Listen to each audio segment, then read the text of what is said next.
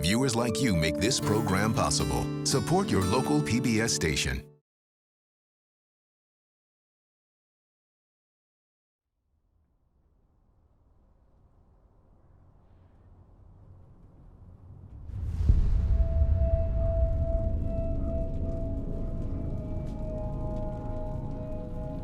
January 20, 1900. The skies above Oahu were black with smoke. Bubonic plague had been discovered in Honolulu's Chinatown, and panicked health officials were doing everything they could to try to stop the spread. In those days, they didn't really understand how plague was transmitted. So the public health approach was isolate people. They would wall off a whole area with police and checkpoints and wouldn't let anybody in or out. But if they couldn't stop the problem, they would often do targeted burnings of buildings. Their point of view is, we don't care what you do. If you have to burn the place down, just make sure that you contain this epidemic. Desperate residents fled their burning homes as the fire spiraled out of control. And mobs of white residents stood by with clubs and revolvers, threatening to kill any Asian who tried to skirt the exit lane out of the quarantine zone.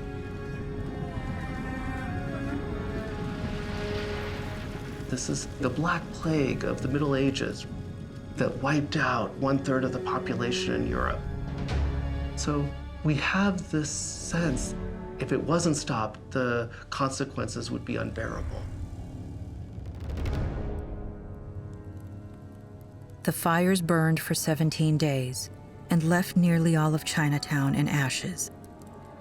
4,500 of its residents were homeless. The most feared disease in history, bubonic plague, was an unsolved mystery. It had decimated the populations of Europe and North Africa in 2 separate pandemics over hundreds of years. And the third was now raging across Asia. This is the start of the steamship era, so now disease and people and goods can travel around the world incredibly quickly. And the bubonic plague spreads along Hong Kong. It spreads to Japan, it spreads to India, and millions of people start dying.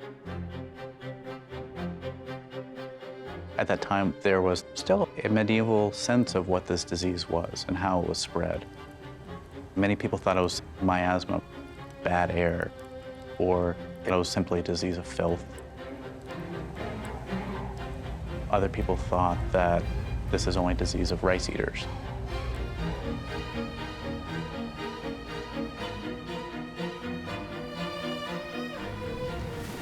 Racism and ignorance were already in the air as the bubonic plague made its silent way across the Pacific. It would arrive in North America for the first time in history, where it would spark nationwide terror, denial, and blame. 2 men would try to stop it, struggling with not only the scientific unknowns, but unanticipated forces of politics, commerce, and race.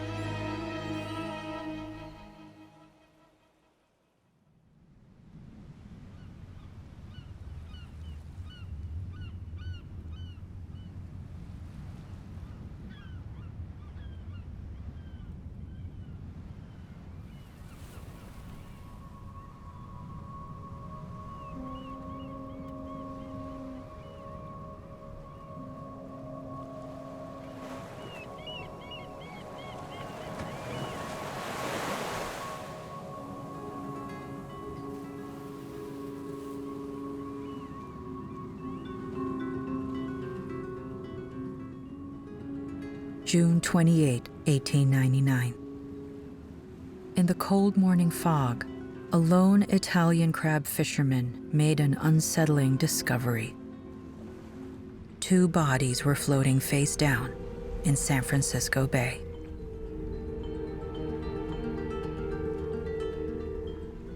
The previous morning, the Japanese steamship, the Nippon Maru, had arrived in San Francisco from Hong Kong, stopping at Shanghai, Yokohama, and then Honolulu. Ominously, she flew a yellow flag, the international signal indicating disease.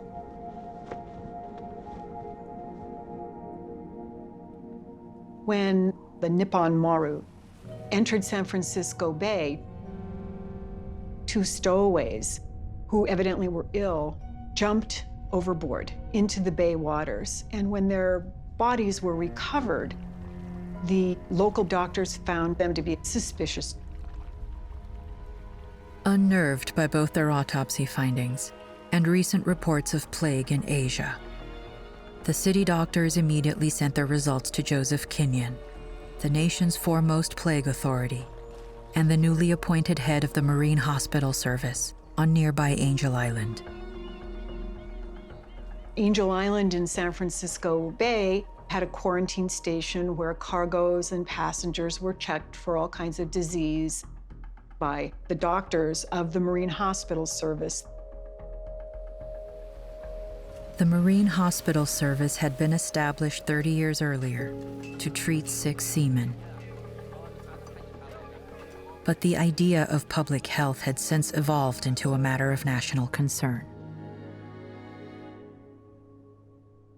The MHS was now charged with fighting the spread of epidemics, using federal powers of quarantine and surveillance. Their main responsibility was protecting the people of the United States from the spread of disease around the world. So there were Marine Hospital Service officers stationed in Rome, in London, in Asia. Just weeks into his posting, Kenyon knew better than anyone that hospitals around the world were reporting 90% death rates from the plague, and that millions had already perished from a pandemic that had been raging since the 1850s. Although no one knew why, rats and filth had long been associated with plague. Kenyon ordered the Nippon Maru to be disinfected and checked for vermin before having all 55 passengers quarantined on Angel Island.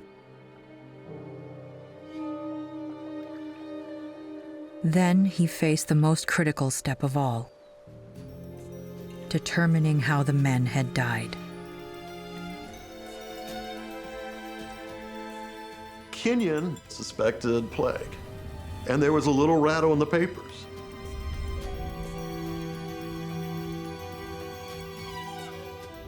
Well, Kenyon thought the bodies were too far gone. There wasn't definitive proof. So the press kind of backed away, Kenyon backed away, everybody backed away. A positive diagnosis would be calamitous. But the condition of the tissue samples and decomposed bodies made forensic confirmation impossible. Without scientific proof, Kenyon could not assert that plague had arrived. Yet his years of rigorous training had taught him to remain alert.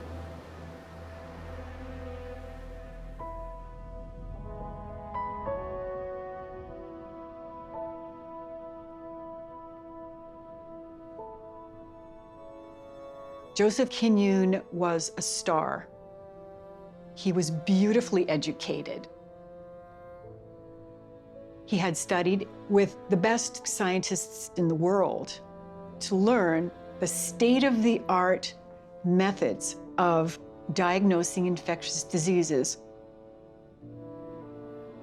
Then, at the age of 27, while he was at the Hygienic Laboratory in New York, he diagnosed the first case of cholera with the new bacteriologic tests in the Western Hemisphere. He was truly the elite of American scientists. But Kenyon's meteoric rise was interrupted by personal tragedy. Joe and Elizabeth Kenyon's daughter died of diphtheria at the age of 3. It's a terrible disease to die from, and it must be devastating for a parent.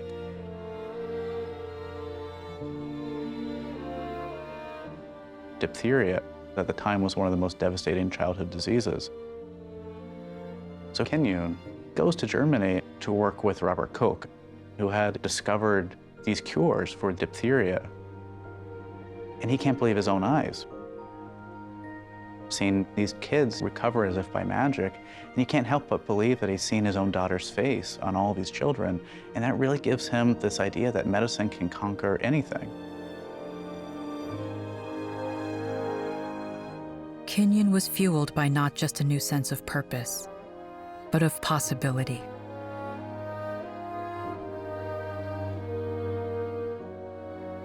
Joseph James Kenyon, he was a very unique guy from the day he set foot in the Marine Hospital Service. He was fascinated by technology. He taught himself photography and radiology, which was a new technique around the turn of the century.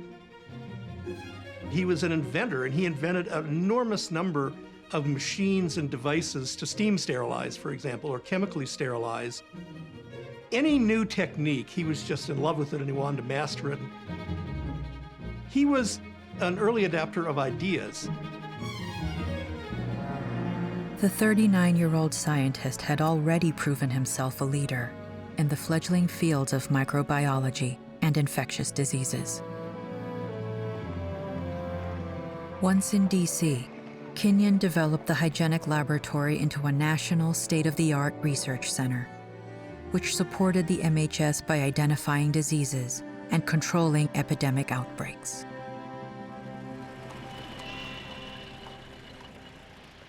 Dr. Joseph Kenyon loved the National Hygienic Lab. He and his young family loved the finer East Coast living and the cream of scientific society in Washington, D.C. However, Walter Wyman, the Surgeon General of the Marine Hospital Service, his eye was on the West Coast, where he feared plague would be entering, and he transferred the young Joseph Kenyon to San Francisco to run the Angel Island quarantine station. And of course, Kenyon was not pleased about being dispatched to what he thought was this frontier outpost.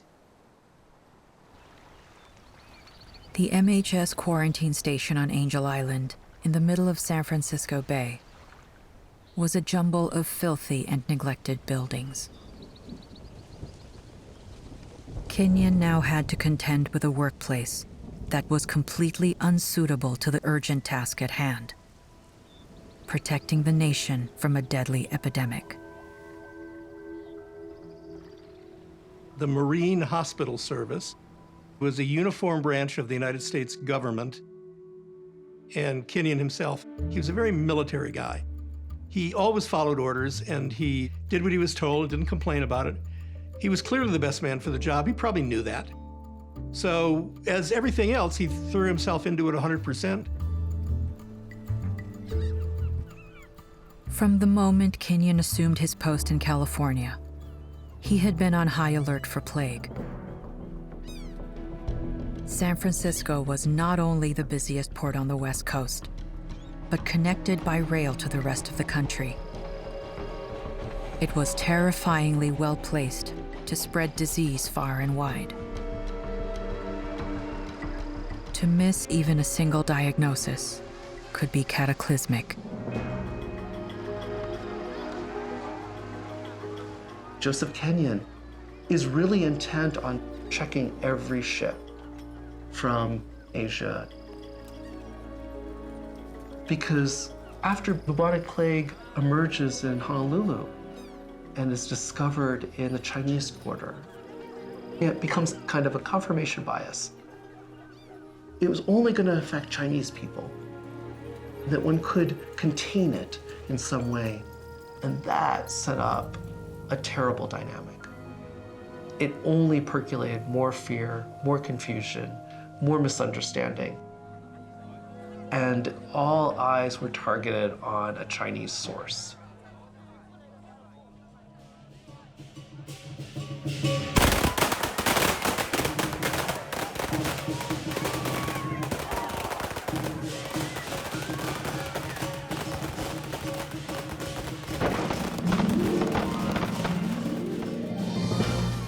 As the 20th century dawned, everyone celebrated.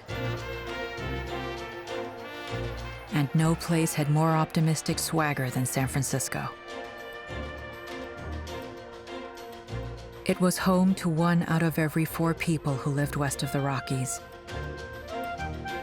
A third of the nation's money west of the Mississippi flowed through her banks. The city was a trading hub, the portal to the east, and the diamond in the crown of a state already rich with natural resources. It truly was the city of the future. As a gold rush boomtown, San Francisco had new money. It had 3 opera houses, railroad and mining tycoons living in palaces on Nob Hill, and a new cable car system. San Francisco in 1900 aspired to be the Paris of the Pacific Coast. Nearly 6% of the city's population lived in a 12-block district. Chinatown is home, and it always will be. My mother was born in the year 1900 in San Francisco's Chinatown, and she lived in Chinatown throughout her entire life because they didn't have any choices. They were not permitted to move outside of the neighborhood. Things were redlined, there was discrimination, and people were very stereotyped. Chinatowns primarily exist because Chinese weren't allowed to live in white neighborhoods or any other neighborhood. They are what sociologists call ethnic enclaves, where people like to live with people who speak their language or eat similar foods or practice the same religion. But they're also confining. So Chinatowns are a combination of ethnic solidarity and discrimination and exclusion.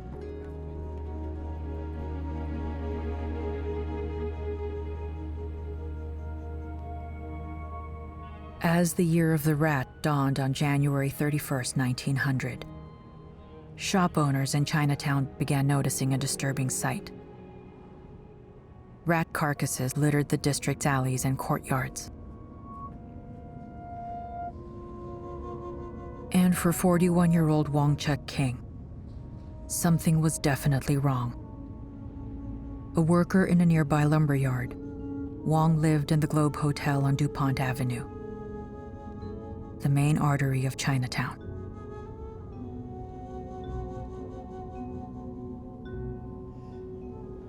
He shared one bed with 2 other men. They'd take turns sleeping. It was really a meager existence of survival. He, like many people who came from China, expected their time in San Francisco to be short-lived. They come, they make a lot of money, then they go back home a wealthy man. That didn't play out for almost all of them. For several weeks, Wong Chuk King struggled with mounting fever, exhaustion, and painfully swollen lymph nodes, or buboes. Because city hospitals were close to the Chinese, he sought traditional Chinese remedies, but nothing seemed to help. Eventually, he was too sick to move. His roommates, they see that he's dying. They take him to a local, what was called a Hall of Tranquility.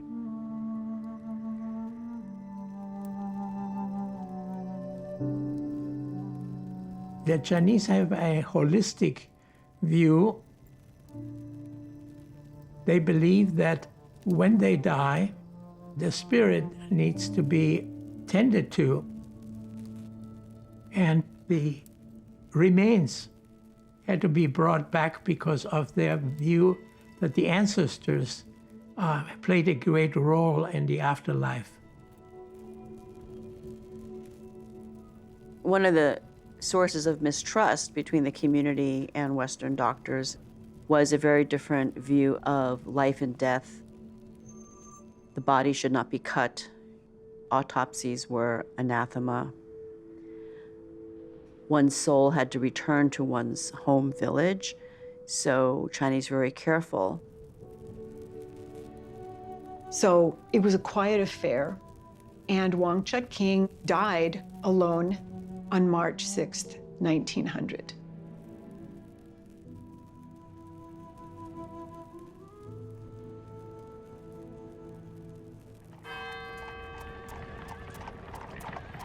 State law required a physician to issue a death certificate, so a health inspector was summoned to examine the body. He notices a bubo in Wang Chutking's groin, and he jumps back because he does know what this is. He knows it's a sign of bubonic plague. So he figures that I'm going to take a sample of this tissue from Wang Chutking's body, and I'm going to run it over to Kenyun at Angel Island. And I'm going to let him make the decision of whether this is plague or not. Kenyun knew all about buboes, where the word bubonic comes from. The swollen lymph nodes were an infamous sign of the plague. Yet he also knew that they weren't enough for a diagnosis, and he had to be 100% certain.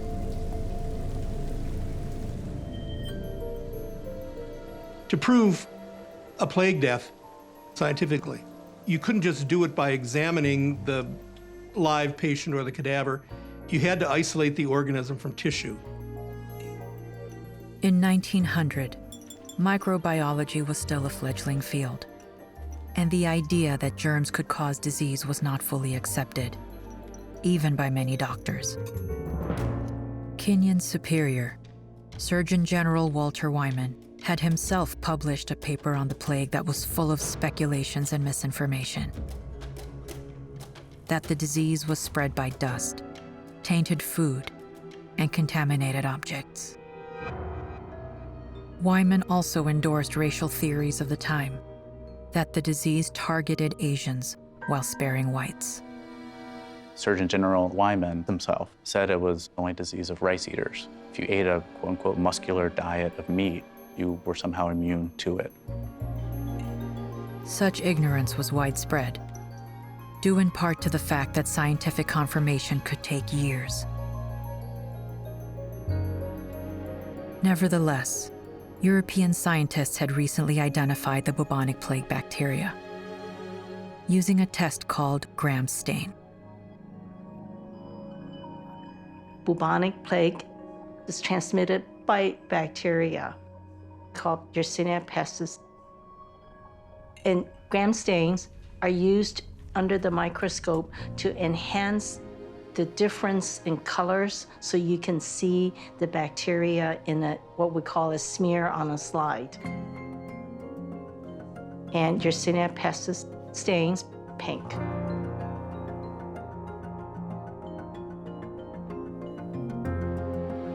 As the first American to have studied the bacilli, Kenyun was unquestionably the most qualified scientist in the country to test for plague.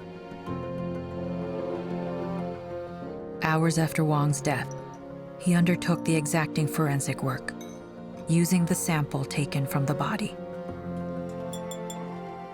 Isolate the germ in biopsy, test it with the Gram stain. Put it under a microscope and look for the distinctive pink rod-shaped bacilli with rounded tips. And that was the classic signature of plague. Yet the presence of the telltale marker alone wasn't enough to confirm a diagnosis. Kenyun would have to grow the culture in his lab, which would take time. And there was none to spare. For he couldn't help but wonder how many others might be infected.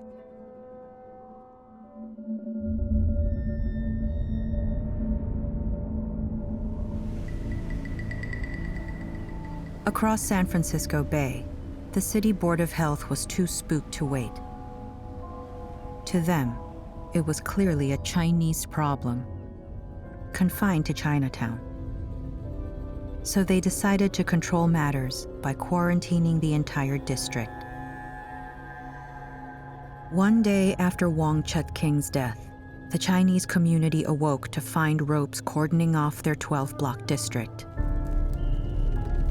Overnight, 20,000 people, nearly all of the city's Asians, found themselves virtual prisoners. What was unusual was that it didn't apply to this one particular house where the man was found, but applied to the whole Chinese Quarter, sealing off a whole area of a city. There was this kind of idea that the Chinese carry a particular virulent form of some kind of disease, whether it was smallpox or syphilis or bubonic plague, and that the disease is endemic to their bodies. That it would be possible to infect innocent middle-class white people. There was definitely this view that Asians were more susceptible to the disease, as opposed to whites. And this was a widely shared view at the time. The residents of Chinatown were really stuck. They weren't allowed to be citizens. They weren't allowed to own property. They weren't allowed many fundamental rights. In 1900, anti-Chinese sentiment wasn't isolated. It was codified by federal law. The Chinese Exclusion Act of 1882 prohibited all Chinese from citizenship, essentially relegating them to the margins of society. The Chinese were already not seen as human before the Chinese Exclusion Act, which is why the act passed. The only time in our history that we specifically named an ethnicity to say they can't come to the United States, they don't belong. They're too different than us. The building of the Transcontinental Railroad required tons of hard labor, which Chinese workers had taken on. Once that final golden spike was driven, the welcome mat was withdrawn. And the once essential Chinese workers were regarded as a surplus that would cut into demand for white labor. So the white labor movement was very hostile.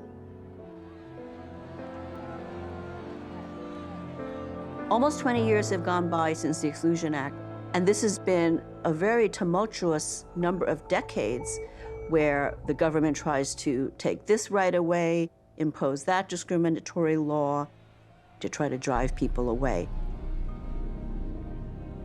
The Chinese community saw the cordon for what it was: the latest unjust action taken against them, based on flimsy evidence and a convenient excuse.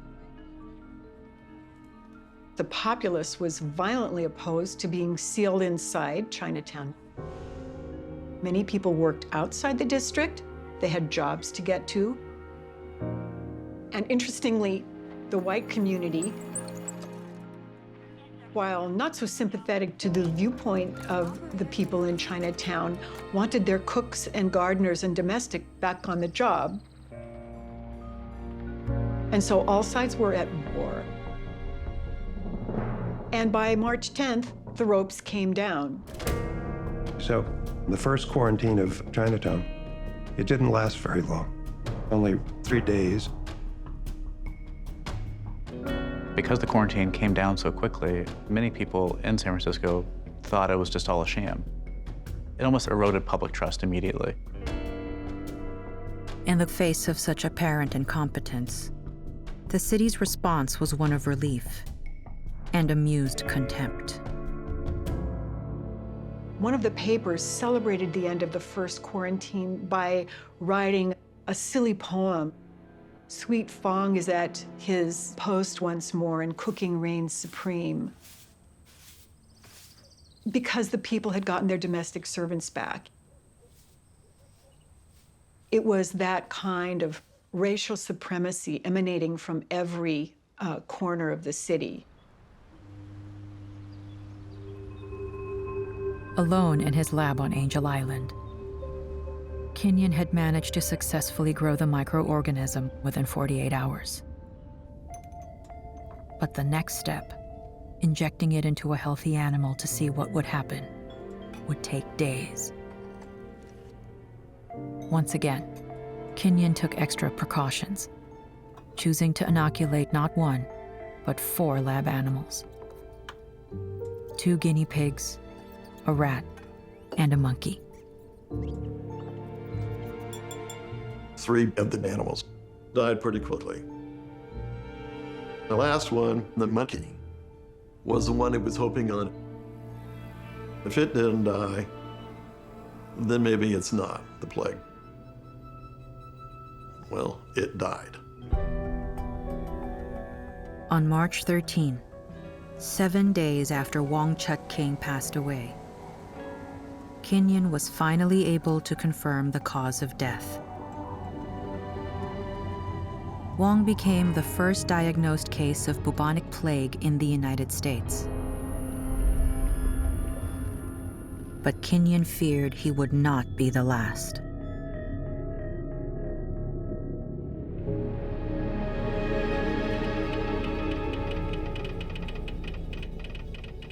Kenyon immediately sends a coded telegram to DC. Bumpkin confirmed. And that was the code word that plague is here. Kenyon's boss, Walter Wyman, he had every reason to believe that if it got out of San Francisco, it would go over the whole country and countless deaths would occur. So the people in Washington were just alarmed, and their point of view is, we don't care what you do. If you have to burn the place down, just make sure that you contain this epidemic. It's a national emergency.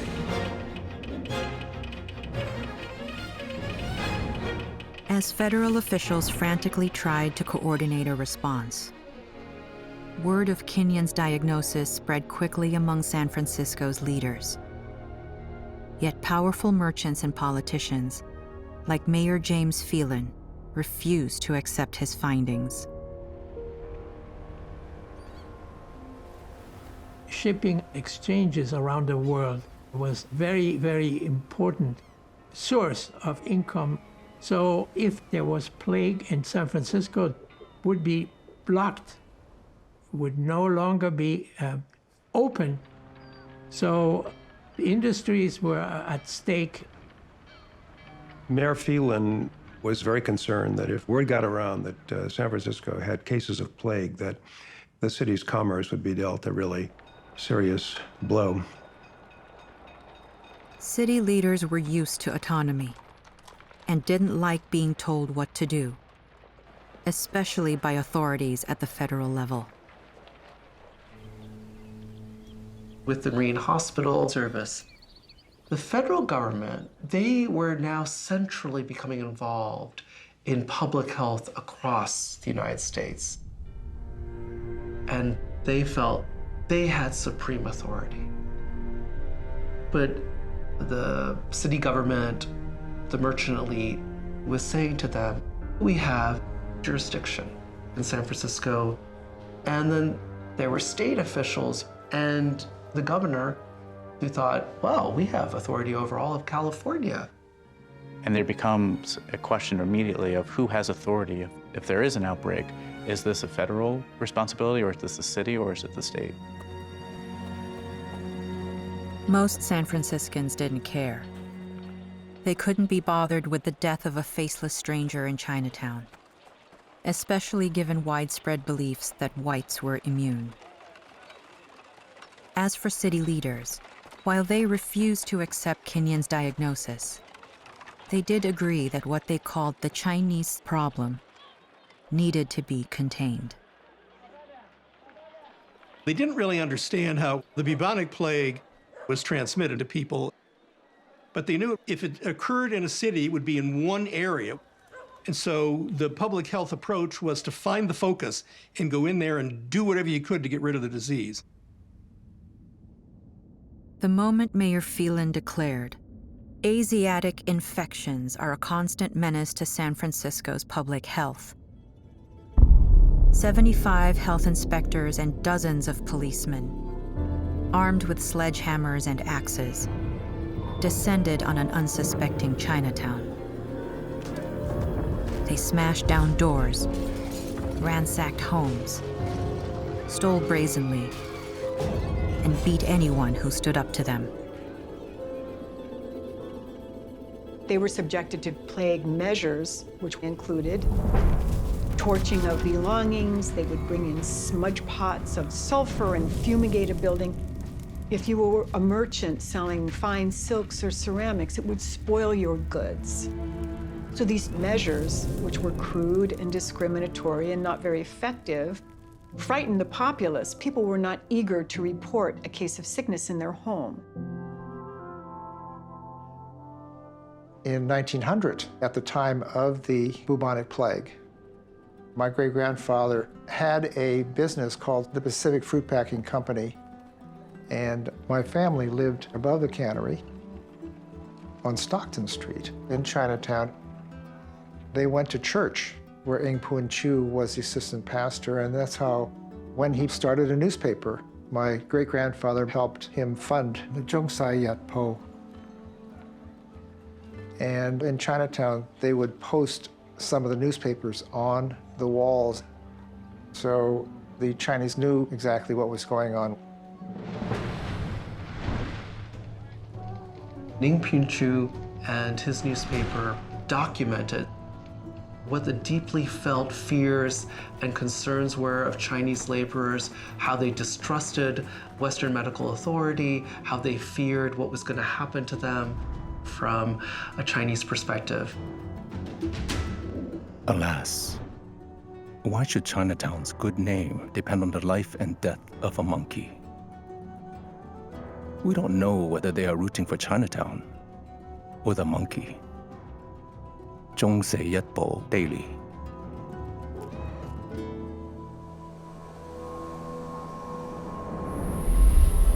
Nine days after Wong Chuk King's death, Kinyon confirmed 3 more cases, all within Chinatown. Kinyon had feared such an outbreak all along, knowing that even a handful of cases could explode exponentially into a national epidemic within weeks. The urgency of the situation caught the eye of newspaper magnate William Randolph Hearst. On March 18th, his paper, the New York Journal, published a special national edition trumpeting the sensational story from California. Pressured by commercial stakeholders, San Francisco's leaders quickly responded, enlisting the editors of leading newspapers to dismiss what they now called rumors. City Hall and all of San Francisco's elite, they had the same idea in mind. We're not going to report any news of the plague. You have the Chronicle saying, or we're going to write editorials saying that Kinyon or anybody else from the Marine Hospital Service is just trying to pick San Francisco's pocket. Dr. Joseph Kinyon was a proud man. He regarded the tools of science, the enlightenment of his technology, as a gift. And he expected, quite rightly, some deference and respect for what he brought to the city. And he got none of it. Because from the moment that Joseph Kinyon diagnosed plague in the glands of Wong Chuk King, science was on trial. And the bubonic plague was called Kinyon's fake.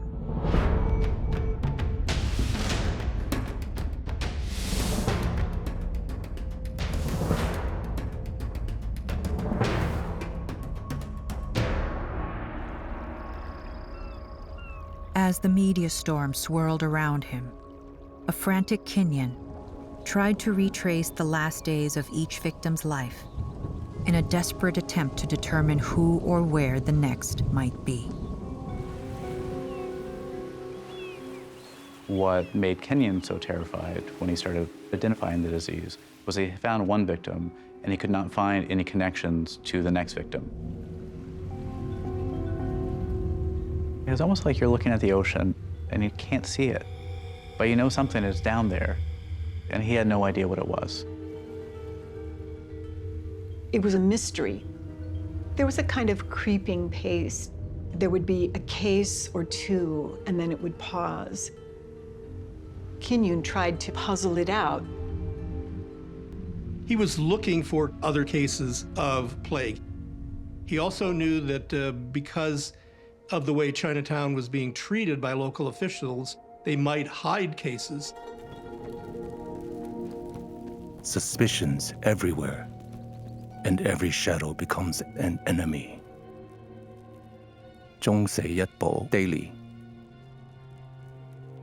A plague death would require autopsy to confirm the case. It was an offense in the culture, so no one was eager to call in the scientists. And it becomes a cat and mouse game. And people keep on questioning him. If the plague is as scary as you're saying it is, there should be bodies everywhere. We should also see living victims who are struggling with this. People thought, well, if the plague exists, it should be spreading like wildfire. Why aren't hundreds of people infected with it? And it obviously made things difficult for Kenyon, because in the face of pretty clear evidence, people denied that the plague existed at all. When 3 more people died in mid-May, Kenyon telegrammed Wyman urging a bold and unprecedented plan. He proposed vaccinating every Chinatown resident with the recently developed half-kind vaccine. In 1900, vaccination was still a frightening concept to most. But in Chinatown, the proposal was further complicated by the dark racial dynamics of the time. There had been a long history of white people, European-descended people, treating the Chinese in San Francisco badly. So the rational expectation was, you know, if the white power structure wants this done, there's got to be something wrong with it. The Chinese relationship with city health authorities, there was nothing positive about it. There was a history of malignant neglect. Chinese were routinely refused treatment at city hospitals. It was only that year that a Chinese clinic was allowed to open in Chinatown called the Donghua Dispensary. So Chinese had absolutely no trust in city health authorities. Also, they weren't vaccinating white people, so it seemed to be targeted at them.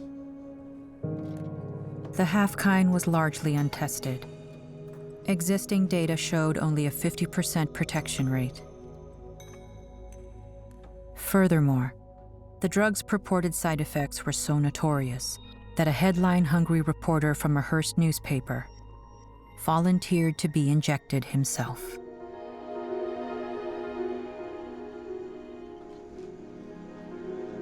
Within 2 hours, the serum had spread through my system, and its effects began to be felt. Shooting pains extended through the chest, down the arm, and even into my neck and head. My left arm felt numb. The pain in my shoulder, chest, neck, and arm was quite severe. Out of thousands of Chinese living in San Francisco, only 53 were willing to be vaccinated. Growing desperate, Kenyon telegrammed Wyman. Regard situation very serious. Will require almost superhuman efforts to control now. So much time has been lost. And that's when the Marine Hospital Service had to make its first authoritative stand against plague. Surgeon General Wyman telegraphs Kenyon immediately, saying, "You are our man in San Francisco. It all depends on you. You know, you have to protect us all."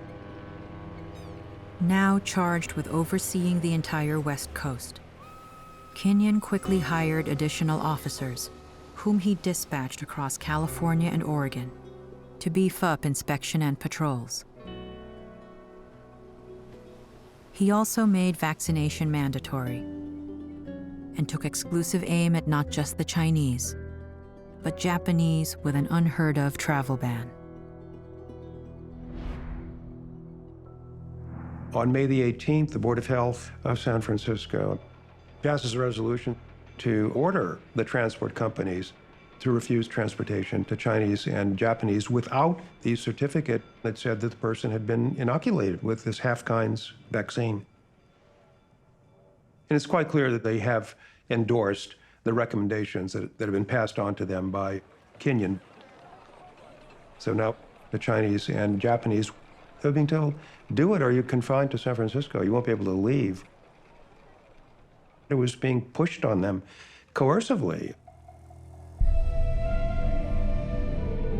The doctors are about to compel our Chinese people to be inoculated. Tomorrow, all business houses, large or small, must be closed and wait until this unjust action is settled. Zhongse Yetbo Daily. It's back to the wall. A defiant Chinatown turned to its own leaders.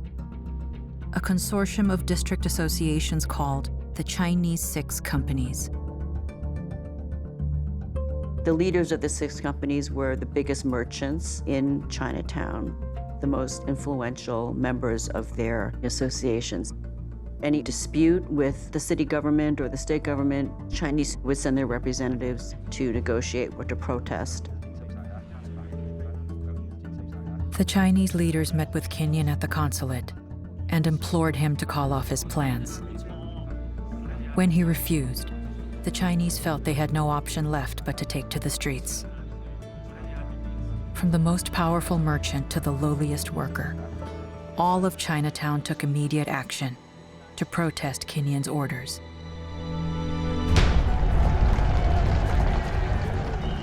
There were riots. 1,000 Chinese protesters descended on Portsmouth Square in Chinatown, where federal doctors had set up tents to vaccinate people. And they pulled cobblestones out of the streets and threw them in shop windows, pitching furniture into the street.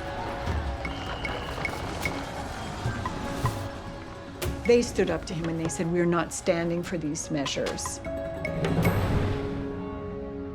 It was so terrible that 100 police had to protect Kenyon because the San Francisco mobs would have killed him.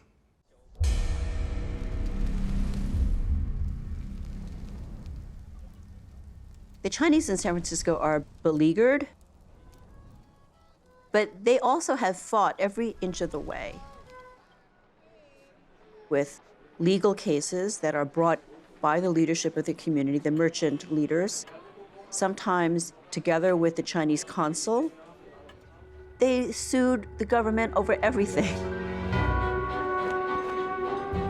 Chinatown rose up as one to fight the travel ban. Within days of the mandate, a class action suit was filed, naming Kenyon and the San Francisco Board of Health. A businessman named Wong Wai sued. He went to court, and he charged that Dr. Kenyon and everyone involved had violated the rights of the Chinese. It was a petition for an injunction to stop the health authorities from preventing people from leaving the city. It was racially discriminatory, and that was forbidden by the 14th Amendment, which says no state shall deprive any person of life, liberty, or property without due process of law, nor deny to any person within its jurisdiction the equal protection of the law. The Chinese were not eligible to become citizens, but they had secured for themselves recognition as constitutional persons. And as such, they came under the protection of the 14th Amendment. What you end up having for the court case is the question. Is this a kind of unfair use of the law that targets one group racially unfairly? The judge agreed with the Chinese. And he said, I see no proof that you've offered that this is a disease more likely to be contracted by or transmitted by Chinese people. He said this travel ban had been illegally applied with an evil eye and an uneven hand, focused on racial theories of disease transmission, completely unscientific. In addition, the judge issued a restraining order against Kinyon and advised him and the MHS in no uncertain terms to back off. Stung by the emphatic ruling, Kinyon wired his fears to Wyman. Believe situation to United States very grave. The decision practically nullifies all acts of federal government. Most serious blow service has received. Unwavering in his convictions, Kinyon ignored the judge and continued to enforce the known scientific measures of isolation and sanitation. He pushed for camps on Angel Island, as well as remote Mission Rock, to detain people even suspected of having the plague. There were now threats to remove people forcibly from Chinatown. And at the head of it all was Dr. Kinyon, so he was called the Wolf Doctor. He acquired this nickname for what was perceived as a snappy and officious manner, aggressive, an assault on people, kind of adding insult to injury.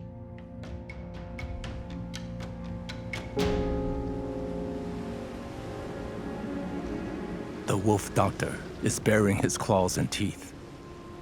Enforced relocation to an icy remote island renders us without wings to fly. Zhongse Yetbo Daily. The city and the health authorities were never really interested in ameliorating the conditions in Chinatown. What they wanted to do was isolate the Chinese community, protect white people, and that was their goal. So there's very little space to gain people's trust because the whole thing is rotten. And now, other states were starting to put commercial pressure on California as well. Everything erupted in an acrimonious 3-day meeting, with Kinyon weighing in forcefully. The state of Texas was preventing people and products from San Francisco from entering Texas. So the state Board of Health was putting tremendous pressure on the local Board of Health and says, what you need to do is quarantine Chinatown. On May 28th, Kinyon privately exulted when the state health board secured what he had long thought was the best option: a full lockdown of all of Chinatown, indefinitely. Within hours, 159 policemen descended on the district, working in 3 around-the-clock shifts. They start putting barbed wire around the quarter. They start putting a wall up around Chinatown. It becomes very clear to the Chinese that this is not like the first quarantine. The Chinese were very, very upset immediately as soon as the quarantine was declared. Once again, nearly 20,000 people were locked down. They had no idea when they would be allowed out, or whether the authorities might even attempt to burn down the district like Honolulu only months before. With no streetcar service or incoming shipments of food and other vital supplies, panic quickly spread. It was very draconian for the Chinese. So you had this complicated interaction between city state and the federal government. But it was almost a consensus that among all of them, that somehow the heart of the problem with the Chinese. And if we could just control the Chinese, we could control this plague. People had that sense of doubt. Is this the way in which the health officials who never cared about our well-being want to eradicate us? Once more, the Chinese turned to the most powerful tool they had. They file suit again, and this leads to the second case, Zhu Ho versus Williamson. And again, Kinyon was a named defendant. A grocer on Stockton Street, Zhu Ho noticed that the quarantine lines were not drawn in a straight line around all businesses in the region, that they zigged and zagged to exclude white merchants, and was specifically designed not to protect the health of an entire district, but to isolate the Chinese. The quarantine line was along Stockton Street, so the cannery was in quarantine, and the white workers, women and girls employed by Lo Heng in the cannery and were allowed to come and go, but not the Chinese. The judge says it's very clear that Caucasians on the perimeter are being treated differently. And it has to do with whether this is a reasonable exercise of the police power. And again, the court says no, it isn't, because the Chinese are not being protected at all. They're not being prevented from intermingling with each other. The individuals who had contact with these people who died of the plague have not been quarantined. So if the idea is to prevent the spread of a contagious disease, isn't this an unreasonable way to do it?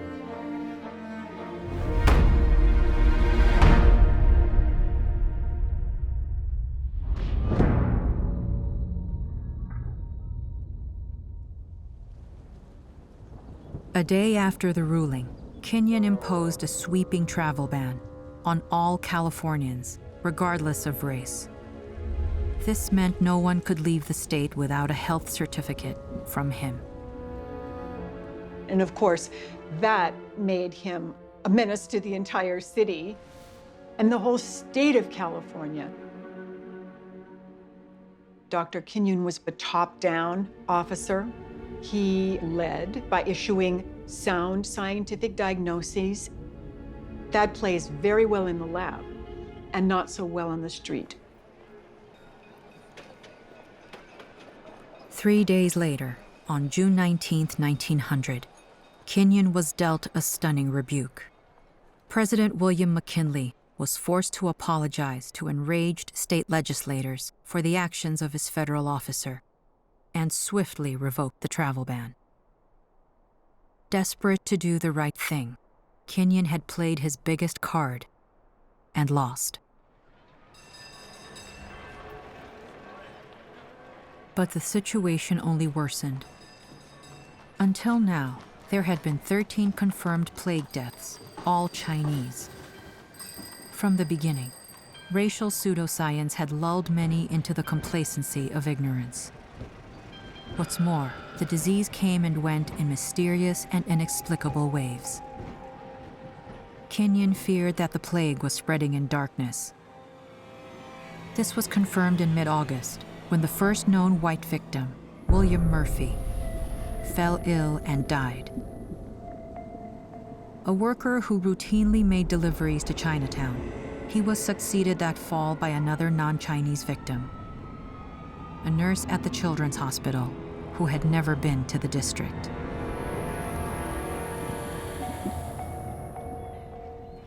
Panicked that the disease had begun to spread beyond Chinatown, Kinyon put all his men on high alert. Late that September, a steamship called the Coptic arrived from Hawaii and docked at Angel Island. An overzealous health official ordered that all passengers, rich and poor, male and female alike, be strip-searched en masse and examined for buboes in the armpits and groin. First-class passengers were outraged. and vowed to never again sail into San Francisco as long as Kinyon was in charge. And now everyone is out for blood. The state senate in California say that Kinyon should be hung for what he's doing. He had been decried by the politicians, by the press. The legislators want him to leave, lobbying the federal government for his transfer out of the city. By now, Dr. Kinyon had been smacked down in the courts. He was defending his hypothesis, his diagnosis, his standing in the Marine Hospital Service. So he is literally a man under fire, besieged. It appears to me that commercial interests of San Francisco are more dear to the inhabitants than the preservation of human life. I am at war with everybody out here. Joseph Kinyon. California's Governor Gage spun a fantastic conspiracy theory. He said that Dr. Kinyon and the federal doctors had actually created a fake plague by injecting corpses with plague bacteria that they had secretly imported, that it was all made up. And he planted the seed of doubt in people's mind. This was too much for Dr. Kinyon, and in despair and anger, he wired his boss, Surgeon General Walter Wyman, and said, "Please defend me from this slander against myself and the Marine Hospital Service."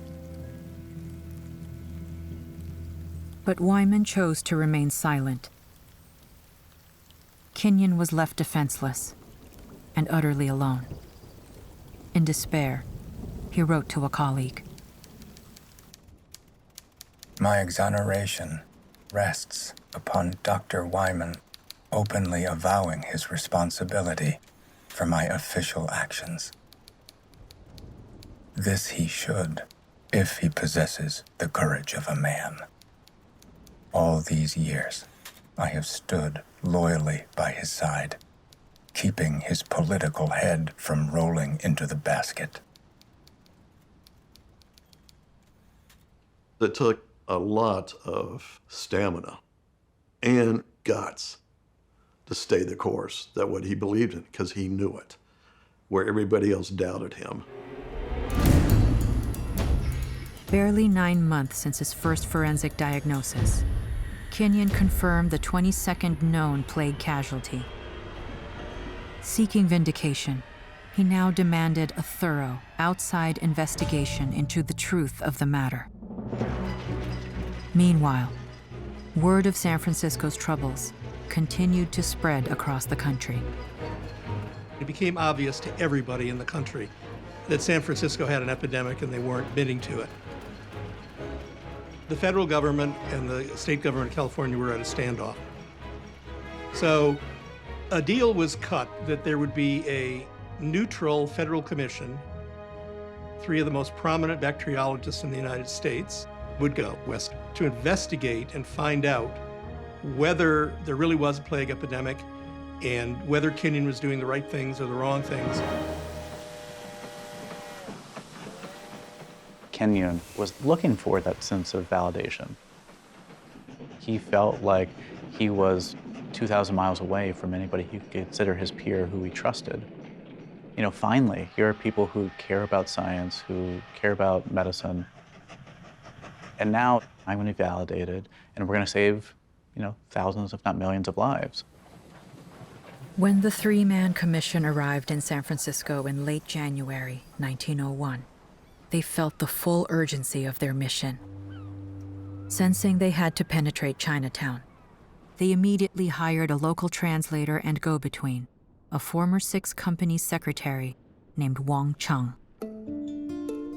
He was the link between medical establishment, San Francisco's establishment, the Chinese 6 companies, and Chinatown itself.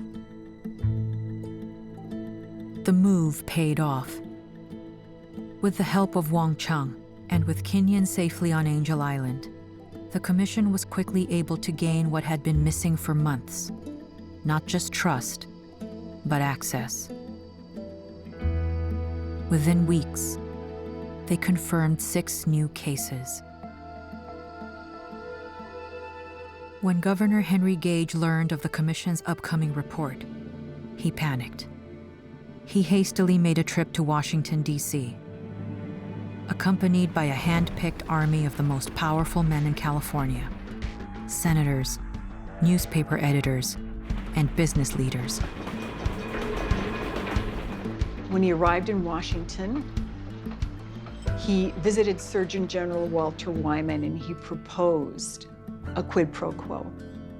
He said, "We will clean up the city of San Francisco if you keep the existence of plague secret from the nation." Both sides had much to gain. California needed the White House to put an end to the matter that was threatening to take down its economy and reputation. And McKinley needed the vote-rich state to ensure his upcoming bid for re-election. All of the men now agreed. One hand would wash the other. And this unholy deal was undertaken in the office of the President of the United States, President McKinley, in concert with senior Republican leaders, including those from California.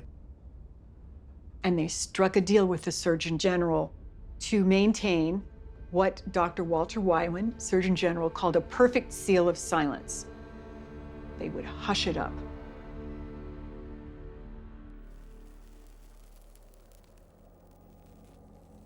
On March 6, 1901, exactly 1 year since Wang Chek-king's death, a local headline blared an unexpected and scandalous scoop. Reporters broke news of this infamous pact signed by the Surgeon General and the Governor of California. And word got out about this cover-up.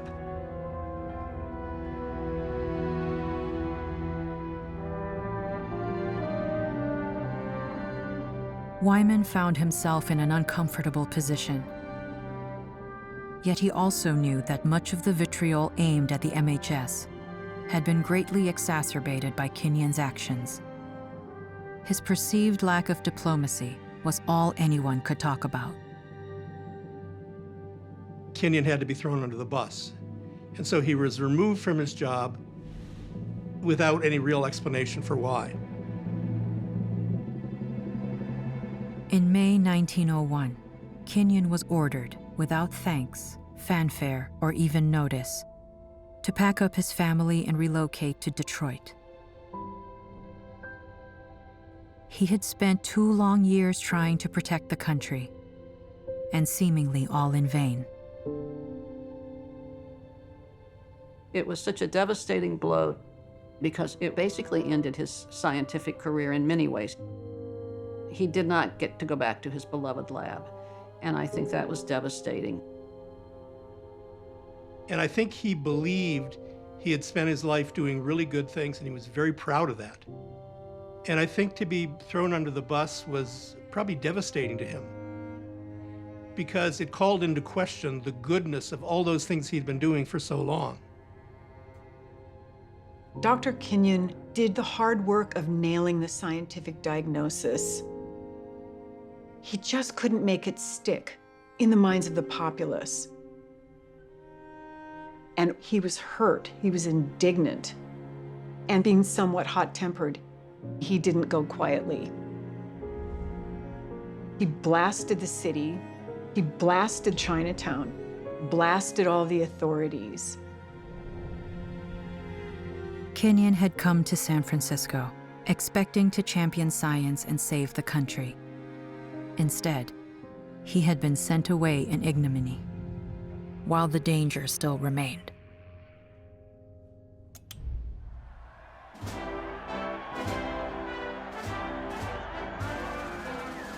With Kinyon gone, California turned to happier business. As their part of the secret deal brokered months before, state politicians welcomed President McKinley to a lavish, all-expenses-paid junket. Meanwhile, Wyman was on the hunt for a new quarantine officer. But after Kenyon's humiliating ouster, no one in the MHS community wanted what they saw as an impossible job.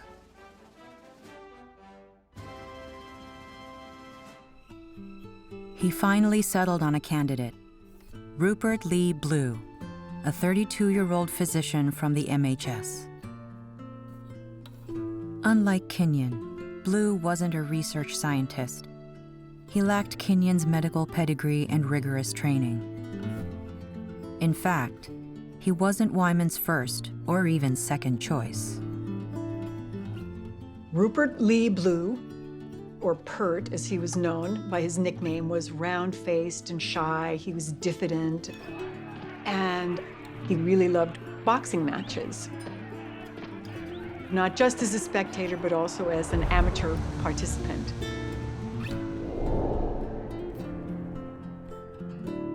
He was preceded by rumors that he was lazy, as one of his colleagues called him, inert Pert. He was known as kind of affable guy, not necessarily the most accomplished.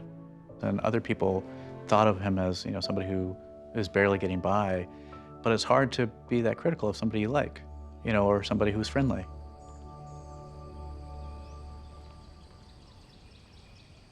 The sixth of 8 children, Blue was born 3 years after the end of the Civil War to a struggling but respected family in Marion, South Carolina. Blue came from nothing, essentially, and grew up in the fields. He'd walk with his siblings, bursting open watermelons with his fist and eating right there in the field. He knew he was not the most favored son. His older brother, Victor, was a war hero, and the parents idolized Victor. Rupert Blue kind of felt that if Victor's purpose in life is to harm, perhaps my purpose in life is to heal. So he went into medicine and went to one of the first public medical schools in the US. He wrote letters to his mom saying, "I don't think I can hack it. I can barely survive." And he barely graduated medical school. Blue joined the Commissioned Corps of the Marine Hospital Service. The MHS represented adventure with a purpose. The chance to see a world bigger than that of his small-town boyhood, and to confront diseases he had only read about in school. As a quarantine officer, he tracked yellow fever in Galveston, monitored infectious diseases in Milwaukee, and investigated possible plague cases in Rome. He had to work hard. Having lost his father to illness, he had to send money to his widowed mother and to his teenage sisters at home. So he was working in the Marine Hospital Service and also taking all these other side jobs as editor of a medical bulletin or a newsletter just to try to bring in more money. The new posting in San Francisco, commercial hub for the nation and Asia, was a huge step up from monitoring shipping fleets on Lake Michigan.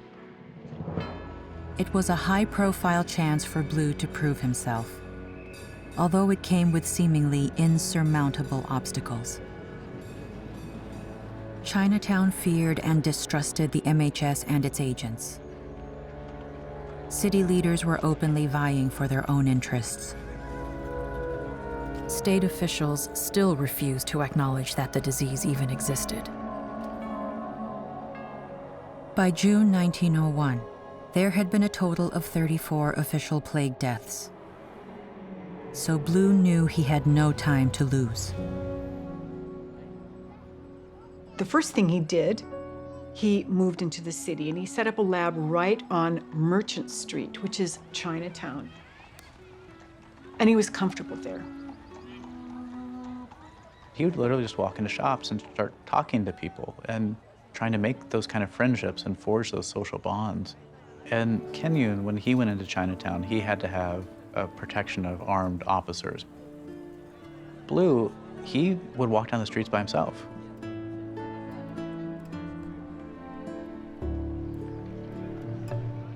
Blue also kept on Wang Chung, the interpreter who had assisted the Federal Commission.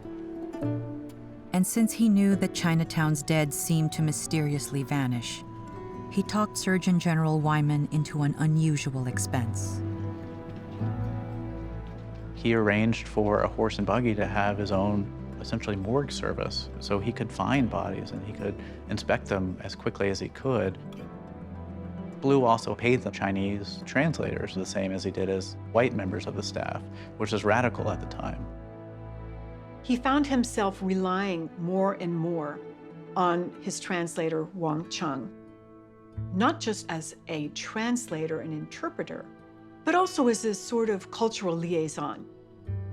So Wang Chung helped Dr. Blue understand the community's resistance to Western medical interventions.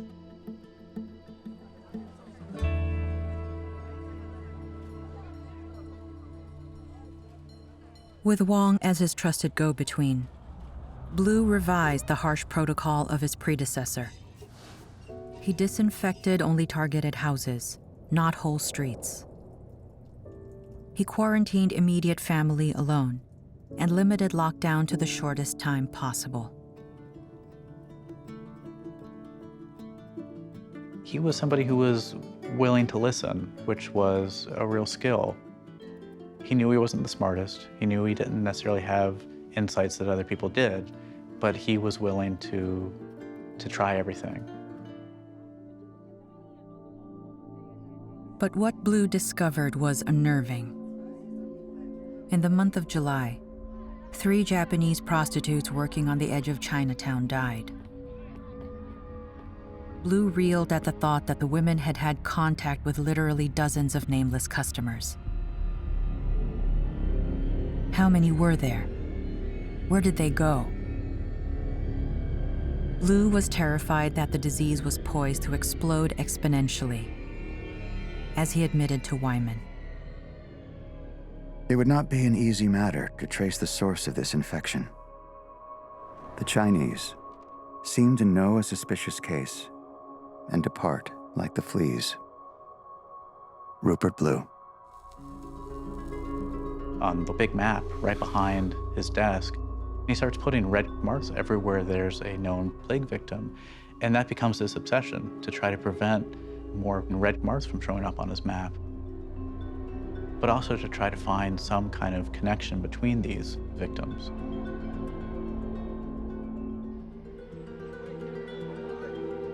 For the rest of the summer, Blue patiently continued to explore Chinatown, always on the lookout for more cases.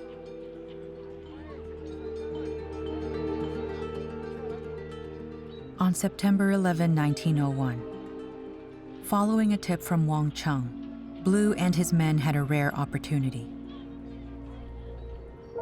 In the basement of a grocery store, they found a 28-year-old man with signs of the plague and took him to the Donghua dispensary for observation.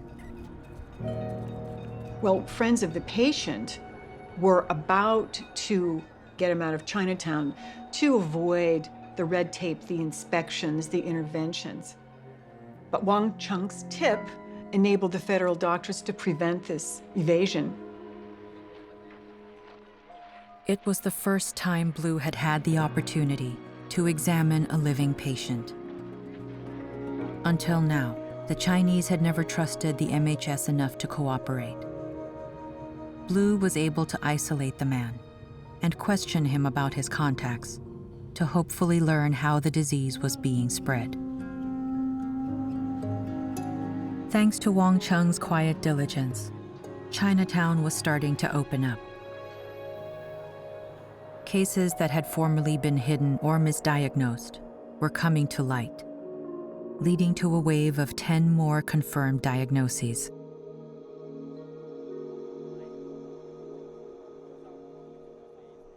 I am working like a Trojan, and I trust that my labors will be rewarded.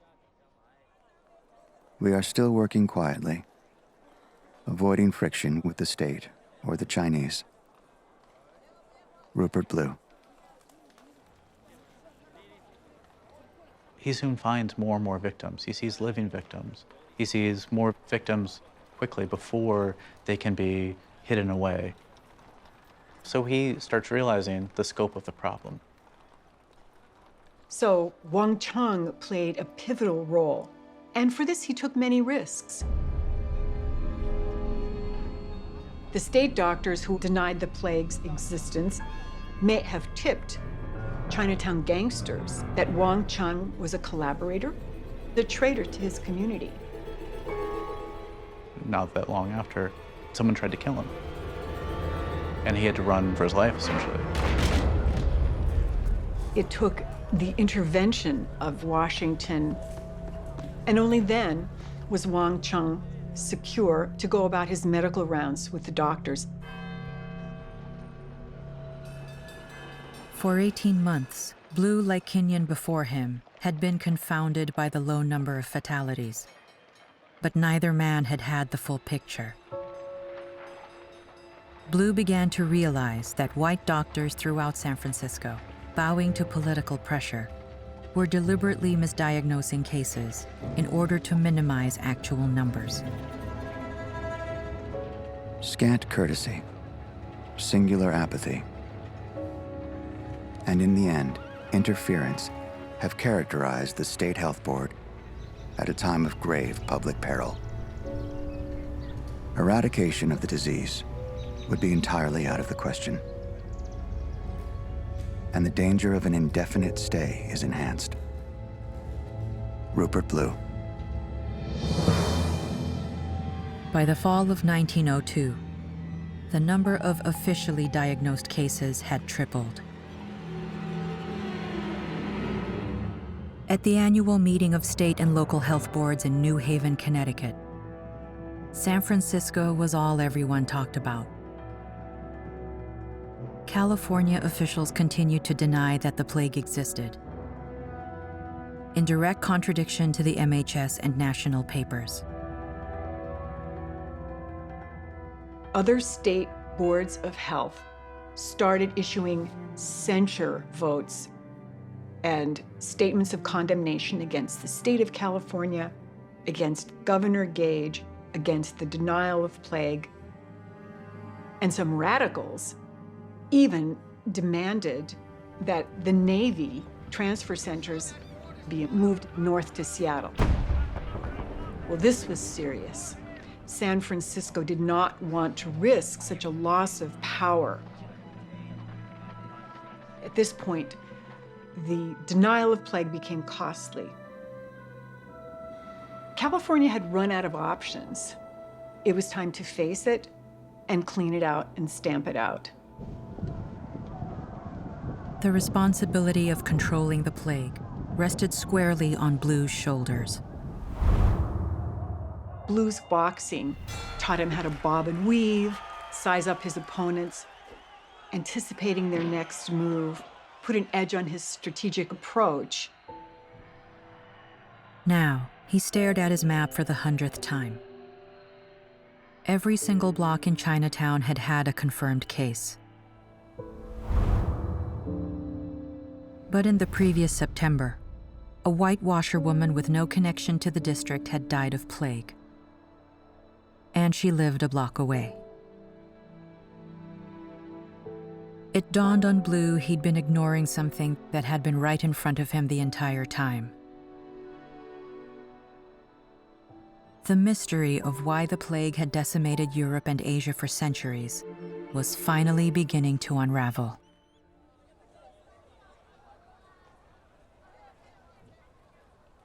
For us kids, one of the great pastimes was just fishing off the piers, which ran almost right up against Chinatown. And the ships that were moored to the docks, they had these huge ropes.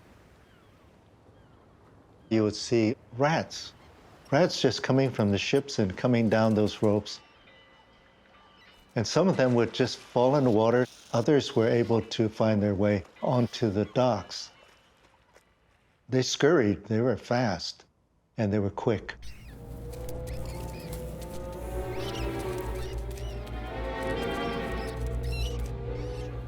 Rats are biological marvels in many ways because they can survive almost anything, and they can breed incredibly quickly.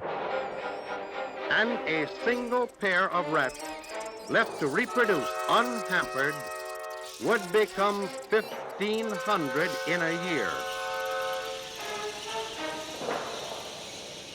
In his lab, Blue and his men had discovered plague germs in dead rats that they had dissected. He was now struck by the possibility that rats themselves might somehow spread the disease as they roamed the city, though he still had no idea how. And he realizes the only way we're going to save San Francisco is if we kill as many rats as possible. So they focus on rat eradication. Thanks to Wang Cheng's prior outreach, the Chinese 6 companies now agreed that all Chinatown businesses would work with health authorities. People should not be frightened. These physicians are very kind and gentle. Their main emphasis is to go after the rats. Zhongse Yetbo Daily. The state was assigned to hire inspectors.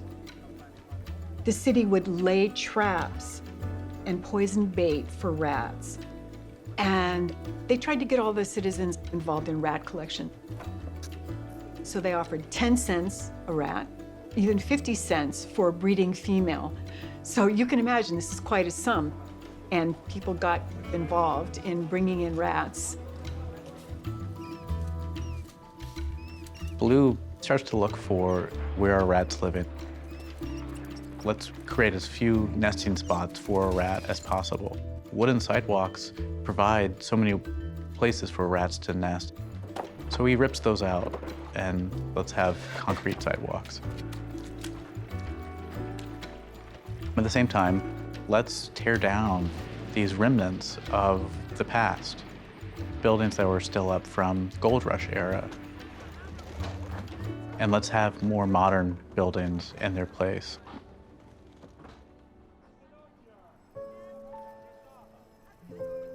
By the spring of 1905, Chinatown was almost completely renovated. Blue's team was dismantled, its job done, and he was sent to his new posting in Virginia. With no new cases being reported in over a year, as far as everyone was concerned, the plague was finally under control. Out of the official tally of 119 confirmed cases, 104 victims were Asian, and 15 were non-Asian. I think it's fair to say that the true death toll is probably 10 times as much, if not more. It was more than likely the accurate number of plague cases were underreported because they were entirely racially focused on Asian people.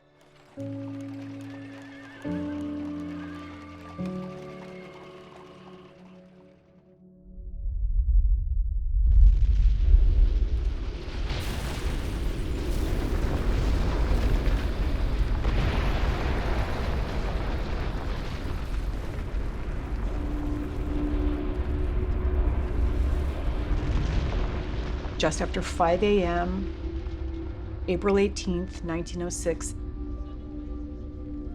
the city was racked by a massive earthquake.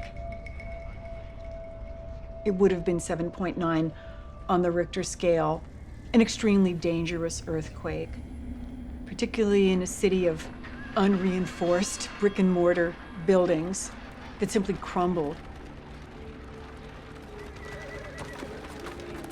Buildings were pancaked, floors collapsed. The city was ablaze. Water mains were broken, so the water reservoirs were not available to fight fires. In a desperate attempt to stop the advancing flames, The city resorted to setting strategic charges to keep the fire from jumping.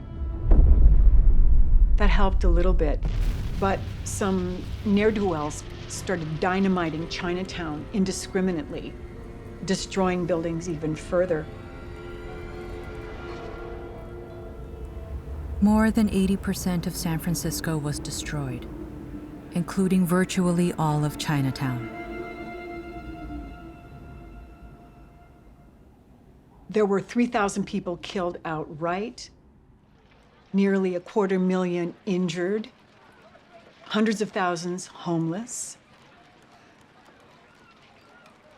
And you had refugees who suddenly have to live in places like Golden Gate Park or other makeshift camps.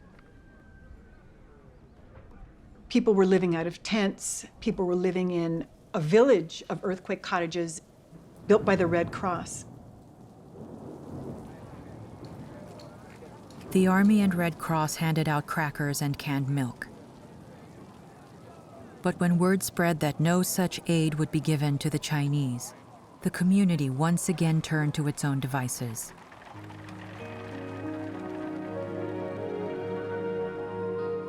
Four years earlier, merchant Liu Hing had moved away from San Francisco. Liu Hing decided to open a cannery in Oakland, away from San Francisco. Having been tired of being harassed by the white media, having had to compete against the white canneries that had formed a cartel to try and drive all the independent canneries out of business, and particularly targeted Liu Hing because he had become such a force in the cannery business.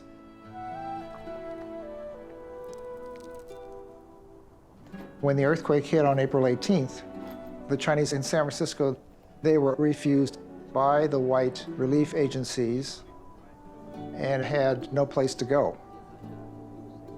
And so many of the Chinese came to a very small Chinese settlement in Oakland, where my great-grandfather, who had some vacant areas around his cannery, he then hired people to cook and was able to feed thousands of the Chinese who came over.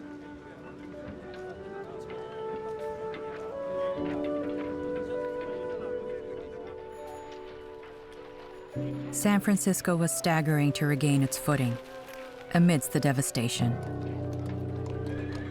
And the fallout continued to escalate. You had instant problems of sanitation. If you didn't die from the earthquake or die from the fire, you might die from diphtheria or smallpox or all these other diseases that could rear their head very quickly.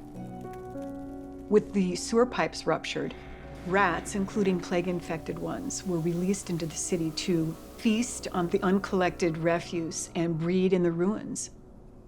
So once again, there was a resurgence of rats and rat-borne plague. 13 months after the earthquake, San Francisco had its first plague death in 3 years. By summer, there were 6 more. Wyman immediately wired Blue and ordered him to return to San Francisco. On this otherwise unassuming residential street in a Victorian house, Dr. Blue set up his new headquarters. And from there, he ran his command center. The problem they find very quickly is that plague is no longer a Chinatown problem, it's a San Francisco problem. In stark contrast to the early days, there was now only one Chinese casualty, the president of the Chinese 6 companies. And that's when Blue starts hearing from white physicians who say, perhaps I have seen plague cases before, and I just thought it was pneumonia. Or actually, maybe I knew it was plague and I didn't want to admit it. And this kind of solidifies for Blue, this was a disease of the environment. Now, bubonic plague began to emerge in all sorts of different communities across the Bay Area. And people began to realize that anyone could get bubonic plague. Blue set up a special workplace, dedicated to the grisly task at hand. In back of the federal headquarters was an annex to the building that became known as the Rattery. And the Rattery was essentially a coroner's lab, a forensic lab, just for rats. That's where all the rat carcasses were brought. And it's just rat after rat that's dissected and opened up and examined for signs of the plague. And they would chart, what percentage of rats are infected. By the fall, there were 30 new plague deaths. Blue and his men stepped up their campaign, killing more than 13,000 rats a week. Throughout, he kept trying out new ways to determine how the disease was spreading through the city. They even took it a step further and tried to analyze migratory patterns. They wanted to find out where the rats originated and where they traveled. So they devised a program that came to be nicknamed the Rainbow Rats. And they got a group of healthy, active rats and dyed them red, green, or blue, depending upon what district they were from, and turned them loose. Then they would try to catch them at the other end and find out how they were spreading. And of course, when the raucous local press found out, they just had a field day. The newspapers mock him for this immediately. It almost sounds like something out of Dr. Seuss. And Blue shrinks very quickly from this public mockery. He's not used to that. But he continues to try. Then a local case caught Blue's eye. There was a physician who had perceived a bad smell in his house. The doctor decided he would chop out a hole in the wall and get to the source of this unpleasant odor. And there he found 2 dead rats. And immediately, 2 members of the family got the plague. As Blue pondered the details of this case, he recalled reading a recent report from the British Plague Commission that confirmed the results of a study completed 10 years earlier. Pasteur Institute scientist Paul Louis Simon did this experiment. He put 2 rats in cages side by side, separated by a grate. They couldn't touch one another. 1 rat was healthy, 1 rat was sick with the plague. And Simon made the breakthrough observation that when the plague rat died, the fleas jumped to the side of the healthy rat for their next blood meal. Bubonic plague is transmitted by Yersinia pestis. The flea itself is really the host of Yersinia pestis, and when it seeks a blood meal on its natural host, it regurgitates its bacteria and transmits plague. And it's only when its own host dies, the flea seeks another warm body, a rat, or if a human comes by, they'll jump on. It senses that there's something warm here. I don't care what it is. And then they'll bite, they'll try to feed because it's hungry. So the cause of the transmission between rats and human was the flea. Blue was thunderstruck by the realization that fleas played the primary role in transmitting the disease. Rats, he now understood, were only agents of the epidemic because of the insects in their fur. And pieces fell into place. The peaks of the outbreak lined up with the flea's active season. The baffling on-again, off-again pattern became crystal clear. So the bubonic plague bacilla was best conveyed by fleas on rats biting humans. That transmission was the most important thing, so the eradication of rats would be pretty significant. As the city continued to rebuild, Blue knew that public support for rat extermination was solid. Still, without full buy-in from the entire community, the stream of rats would continue unchecked. It was time for extreme measures. Rupert Blue, the strategist, understood he needed both a carrot and a stick. So, Fleet Week was approaching, but Blue told the city, if the city isn't a healthful place, I will tell the admiral that it's not safe to land his ships. This was terrible news. It would be like canceling Christmas. To have the Great White Fleet barred from entering San Francisco, and worse yet, diverted to Seattle, the rival city, would have been terrible. So all the city had to take part. In 1908, the first truly grassroots, fully public, multi-sector health campaign was born. Educating the populace on simple things like the right way to dispose of garbage. You have to seal your household and secure it against rats. They also educated greengrocers on the right way to store their wares to keep the city streets clean. And they informed the essential nature of sanitary precautions. They start putting notices in everybody's mailboxes, like this is what you can do to save yourself and save the city. And little by little, hundreds and hundreds of citizens from all walks of life, churches, temples, lodges, women's clubs, business groups, everyone got on board and did their part. San Francisco got to work. Long-neglected sanitary infrastructure was rebuilt. A $4 million bond was issued to renovate the sewer system. And municipal garbage collection and disposal were put in place.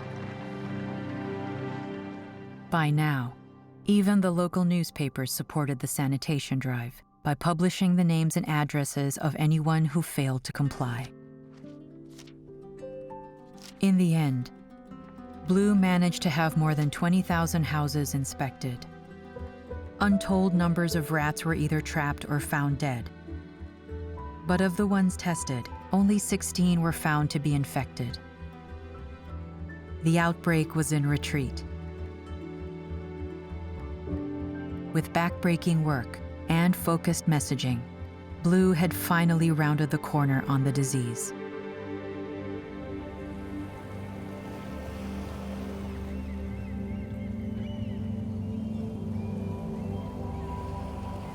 The question that had so long tormented Kenyon and Blue, why hadn't the plague taken off exponentially, was at last answered. It's so interesting that we had the germ that was just as lethal as during the Black Death. The same germ that had ravaged populations in China and India. What may have saved the city in the end from a much worse disaster was a tiny part of an organ inside of the little fleet. In places where you had this explosion of plague, there was a different species of rat flea. Its anatomy was slightly different. It would inject more of the plague bacilli into whatever victim it bit.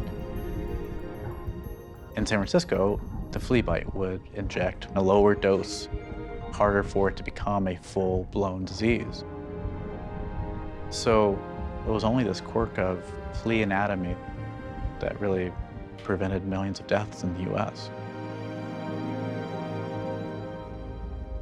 February 1908 saw the last diagnosed case of bubonic plague.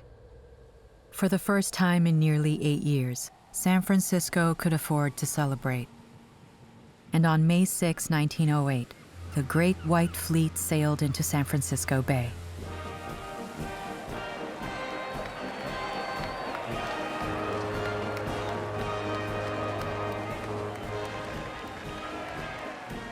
People stood atop every hill and promontory to get a look at these magnificent golden and white ships that were sent by Theodore Roosevelt. People were waving flags and partying all week. It celebrated not only the Great White Fleet and naval power, but also the rebirth of San Francisco as a healthful city.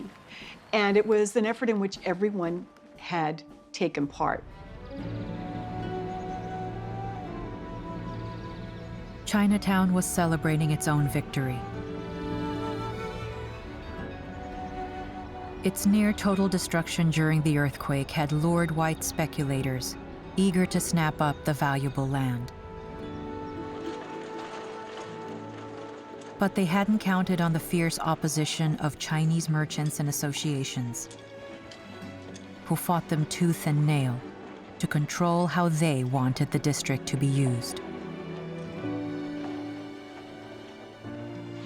We later learned, of course, they were quite successful in turning the fear of Chinatown as a labyrinth of disease and immorality into a kind of middle-class consumer tourist paradise.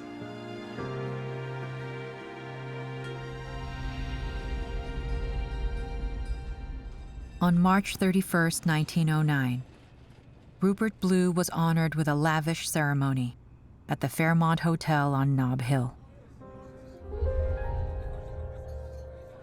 The dinner was rat-themed. They had ice cream molds in the shape of rat traps. They drank wine punch from beakers that were shaped like little trash cans. It was visual puns everywhere. It was a darkly humorous nod to the rats killed. 2 million in all, roughly 5 times the size of San Francisco's human population. And when he was called to the dais to accept his gift in the city's thanks, some of Blue's old shyness came flooding back, and he said, "It's difficult to speak when one's heart is full." After all his achievements, he got rather tongue-tied. It was likely Blue's reticence arose from not just humility, but a clear-eyed view of the debt he owed his predecessor. True, he had been able to clean up San Francisco and rid the city of its rats. But Kenyon was the one who insisted that the problem even existed, and at enormous personal cost. Blue was seen as a hero, and he continued on an upward trajectory. He became the 4th Surgeon General of the United States. He was a very forward thinker. He was somebody who advocated for better treatment of the mentally ill. He advocated for national health insurance at a time when that was never heard of whatsoever. He saw where the world was going. Dr. Joseph Kenyon's ouster from San Francisco represented a kind of failure of institutional resistance and rivalries. But he is remembered for bringing state-of-the-art methods of diagnosing infectious diseases to America. He is remembered for helping found the National Hygienic Laboratory, the forerunner of our modern National Institutes of Health, for which he is posthumously recognized as the first director of NIH.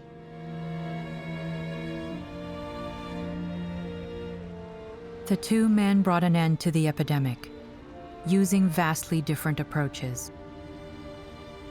Yet it was the efforts of not just Kenyon and Blue, but the marginalized community that still managed to stand up for its rights, that led to a paradigm shift in the way America viewed public health.